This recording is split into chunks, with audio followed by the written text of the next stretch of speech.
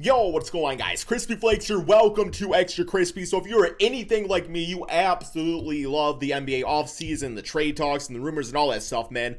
Even if like 95% of them do not happen, just like as far as like an NBA discussion type of thing, it's just fun to talk about like what ifs. I mean, that's like half like the thing, man. You should like chilling on the court with some of your buddies or something like that, man. It's like, yo, what about like LeBron, Anthony Davis, Dame Lillard, like go to the Detroit Pistons? You just start talking about it, and man, you try to like preach it into like existence, and yeah, it's not gonna happen. But here we go, man. We got NBA trades that must happen this offseason. Video by Austin Sweat. So these are not even like scenarios. These are like these must happen. These gotta happen 110%. If they don't, then the NBA is going to shut down. Let's not make that joke again. Yeah, man, I did not like that. That was not a good time. Here we go. Let's get going. The NBA playoffs are still going on right now, but soon they'll be over and the offseason will be here. And it'll be time a lot of teams make a lot of adjustments because we've learned this I'm curious. I think it's going to be a very active offseason. That a lot of changes really need to be made. Like the most recent, Ben Simmons has got to get out of Philly. Dude's just lost to the Hawks, and he was the main reason why. He's got a $170 million contract and averaged 10 points a game. He didn't even go up against any great defenders. He's big and quick, but he's not a star. And I'm not saying he needs to get traded because maybe he'll do better on another team. I want to see my mini. For Philly's sake, they need to try and convince someone else to make him their problem. Teams to consider here would be the Toronto Raptors and the Portland Trailblazers and maybe even the Chicago Bulls. Okay. They should trade him now to the Raptors though. Sign and trade Kyle Lowry and send him and maybe a young asset to the 76ers. Toronto's Damn, you know what? I actually like that trade. I mean, I really think that the Raptors are thinking about a little, like maybe like a draft pick or some young players or something, because like that straight up, like that's not good for the 76ers. But I like more so like, I mean, Kyle Lowry would be nice over there, but I like the idea of like Ben Simmons alongside like Fred VanVleet. Like that just makes sense, man. That's a good little, I like that. That's like a good like low-key little fit. I was losing out on Kyle anyways, so now they get a good player in return that would actually fit well into the new age group this team's headed for. And for Philly, Lowry's the perfect point guard they would have needed to beat the Hawks. Yeah, if it's a one-year deal also, I guess like really like the glass half full type of thing is that 2022 is a big time offseason, a lot of good free agents. So I mean, if you really think about it, that's going to free up a lot of money as far as like, you know, superstars might want to come to Philly to play Joel Embiid. So not a bad little idea. If not Toronto though, send him to Portland for CJ McCollum. What Portland's doing is never going to work. I probably give up Damian. And same for the 76ers. Both teams need to change things. It would give Philadelphia a go-to scorer at shooting guard while Seth Curry could transition back to point guard. And for the Blazers, Simmons could play power forward. And they could have a new outlook on their team and some much needed help on the defensive end. Both teams desperately. See, I don't like Ben Simmons and Damian playing together though, because like they're both guys who want the ball in their hands, and if like the ball's in one of their hands, it's not the other dude's hands. So that's my only issue with him playing with Damian. They need to do something, and we'll get more into the Trailblazers side of things throughout the video. The other trade though would be one to the Bulls for Zach LaVine. Now this would be the dream scenario for Philly. LaVine's a superstar and would fit. Yeah, I don't think Bulls want to do that, to be honest. I don't really see Chicago taking this one because they just traded away this year's first round pick to bring in Vucevic. So I don't know if I could see them trading away their best player for a much younger one that won't make the team any better while Nikola's still on the roster. Yeah, Ben Simmons and Vucevic should be like damn Walmart, Ben Simmons and Joel Embiid if you really think about it. But in my opinion, they should still do it because they're not going to make the playoffs even if LaVine stays, so might as well age down while they can. Also, I had just finished coming up with Kemba Walker trades, including one to OKC for Al Horford like 5 minutes before it came out that the trade. Hey, nice predictions. Down. So the prediction didn't make it in for the video, but I still wanted to go over it. It was one that Celtics fans didn't like, but I mean, I get why they did it. Kemba didn't fit, he's not a real star, he's overpaid, and so is Horford, but his contract runs out sooner, so it's okay. I mean, I guess they could have tried to get someone a little better in return. I bet you Kemba gets traded. But Horford knows Boston's system, and he actually hasn't been terrible for the Thunder. He's still a solid center. I think he'll be a good fit for the Celtics as long as they can get a good point guard replacement now. One of the other biggest changes that needs to be made and was brought to light by this postseason was that Kristaps Porzingis needs to get traded away from the Dallas Mavericks. I don't know if it was on him, Rick Carlisle, or just the whole team, but he's either just not a star player anymore, or he was one of the most underutilized players in the People still are hating on me for saying Kristaps and maybe some other pieces for Colin Sexton and Kevin Love, man. Like, it makes sense. Like, Kevin Love's so much up there in age. You know, Colin Sexton be nice alongside Luka. Like, Kristaps, people are living, like, too much, like, victim in the moment with this man right here. Like, this guy straight up on New York was like a damn bucket, bro. So you put him on over on the Cleveland Cavaliers, Yeah, I like it. I like it. NBA today. If you saw a Mavericks game at all this season, you would know that he just didn't fit in, and at 7'3", really didn't do anything besides shoot the ball. So he's just got to be traded. And with Darius and Jalen Green, for him than any other player, but Jared? here's just a few. Send Kristaps to the Indiana Pacers Wade? For T.J. Warren and Myles Turner, who's Wade. been in trade talks for years anyways, and a draft pick. For Dallas, it gives them a true center and some much-needed defense. Yo, Carlisle's like, you gotta know that bitch ass. I want him back. But never did, and also adds more depth with T.J. For the Pacers, it frees up Domantas Sabonis and gets rid of their spacing issues while continuing to keep this team young, making this one of the better and more even trades out there that works for both sides. I also like a trade exchange. That seems like a lot for the Pacers to Siakam give for up, Kristaps, though. We got a couple more Siakam trades later, but for now, the Toronto Raptors had a terrible season and what was their worst since 2011. Gargiani now, 2.0. Kyle Lowry's leaving the team, and next year's looking like it's going to be even worse. And it also didn't help that Siakam took a huge step back either. So maybe it's time to trade the 27-year-old. Did he? I don't know if, yo, man, let me look at Pascal's stats, because I always been hearing people say that Pascal had like this really bad season, but last I saw, I actually thought he was pretty solid. Pascal stats. Here we go. So Pascal Siakam, this NBA season, he averaged 21 points, 7 rebounds, 5 assists in 56 games. Season before, when I believe he made the All-Star team, he averaged 23 points, 7 rebounds, 3 assists. So essentially, he got 1 extra assist and averaged about 2 less points from his All-Star season. I think Pascal's completely fine.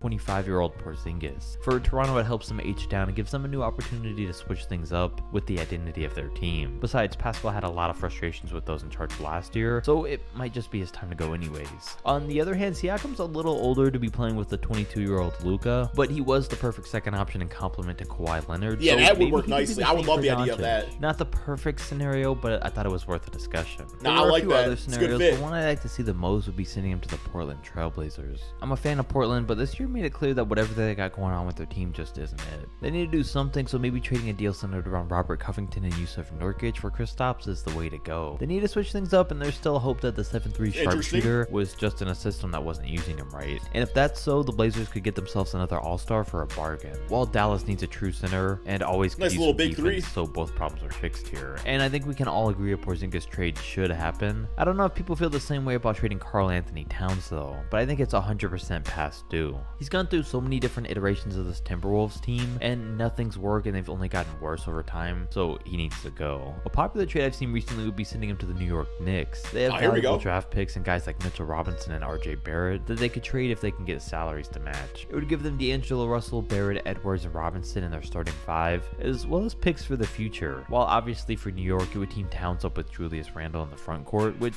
wouldn't be the best defensively, but I'm sure the Knicks are going to be ready. I mean, you know, if I'm New York, I'm keeping RJ. Like, Cat's cool and everything, but between like RJ and like Mitchell Robinson, I mean, like, it's like a guards forward league, if you ask me. I mean, obviously you can like still be good with like a dominant big guy like Jokic and Embiid, but I mean, I don't know. Ready to make trades in July. So it's still possible. Now, obviously, nothing needs to be done in Atlanta. What they've been doing is amazing, and their team's stacked, but looking towards the future, they might not be able to keep all these guys when their rookie deals are up, so it might be worth looking into trading some of them for a guy like Towns. Probably not a great choice since Towns isn't great defensively, but I thought it was worth a beast, too. Now, clearly, I don't have the perfect scenarios for him, but all I'm saying is there's options out there if Minnesota chooses to do so. I want him on the Warriors. More options for D'Angelo Russell, too. I don't really want to get into those. I do want to get a little more into the Trailblazers though, like I mentioned earlier. They're getting close to the point where they might have to trade Damian Lillard. He might start to want out eventually with all this losing, but I think before that happens, they need to at least trade CJ McCollum first and see how that works out. So I came up with a couple scenarios for him. I mentioned the Simmons trade earlier, which I'm still really into. One to the Grizzlies could be perfect though in trading CJ, Anthony Simons, and draft picks there in return for Dylan Brooks and Justice Winslow.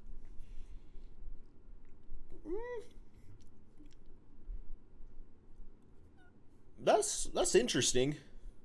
So the Grizzlies have to give up picks. Okay. Huh. I don't know if I'm the because like Winslow hasn't really been much. Tillman's pretty solid backup. Dylan Brooks had some nice moments. CJ more of a veteran though and like a sure thing. That's an interesting trade.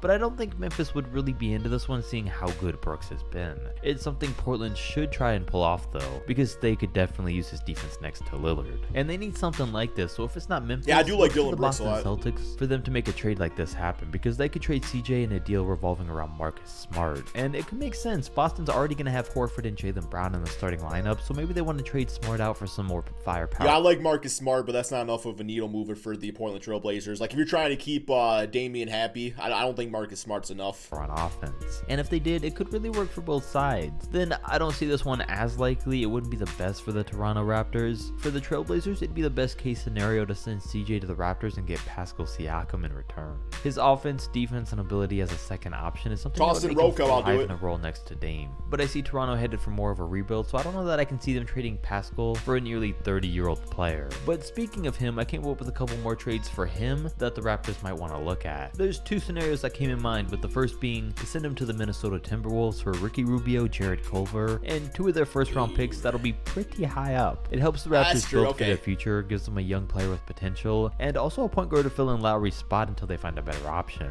And of course, for the Wolves, they don't have to give up a ton on their active roster, and they get a power forward who almost completes their starting 5, and one that'll really be able to help them on the defensive end of things. It'd be a nice team. That'd be like what I'd be a little wary about if I was to trade Pascal to the Timberwolves. It's like, yes, you're getting those draft picks back, but if you feel like Pascal's gonna be the missing piece of that Timberwolves team, then draft picks ain't gonna be all that great. I really like this one, and I think it could be a win-win here. The other Pascal Siakam trade that would work for both sides would be to ship him to the Sacramento Kings in exchange for Marvin Bagley and Buddy Hield, giving the Raptors a young player in Bagley who they could try and change his career trajectory, and Hield who could help them stay as contenders for maybe a the playoffs second rounder next year. And for the Kings, it finally mix things up and give De'Aaron Fox a little more star power to work with. The Indiana Pacers also really need to finally change things up with their squad, and they can do so by trading Myles Turner. Sabonis has been in talks recently, but they need to try and keep him. He's young, he's a growing star, Carlos, and likes they have Myles a ton Turner of a assets lot around him to bring in another star one day. So I came up with a few ideas on how step 1, aka Myles Turner trade, could happen. And I'd want to see him go to the Blazers, Celtics, Knicks, Hornets, or Mavs. All these teams could really use an upgrade at center and on defense. And they'd all be okay with his lack of offense because they have other assets on the team to make up for it. And every team here would be able to make a trade happen. They'd have to give up a good amount to the Pacers, but it'd be worth it to bring in a center like Myles, who doesn't fit in on his team anyways. So no specific scenarios, but there's some ideas for potential suitors. Our last trade of the video though involves James Wiseman and the Golden State Warriors. Yeah, they don't need Wiseman. Every Wiseman trade you find includes Andrew Wiggins, but honestly, I don't think they should trade. I cannot get enough of that damn reverse sky up hook shot, man. Every Wiseman look at this shit, bro. It includes bro.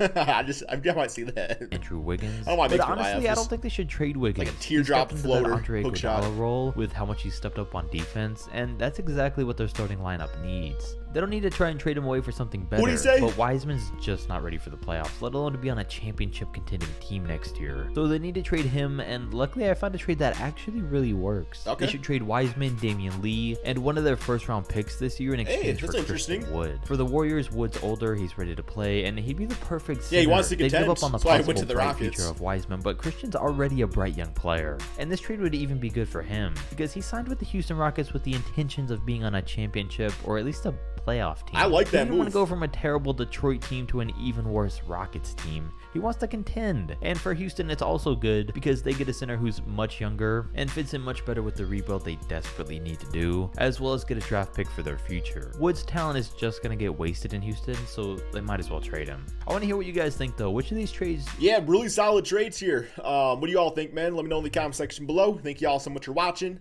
and peace out, my friends.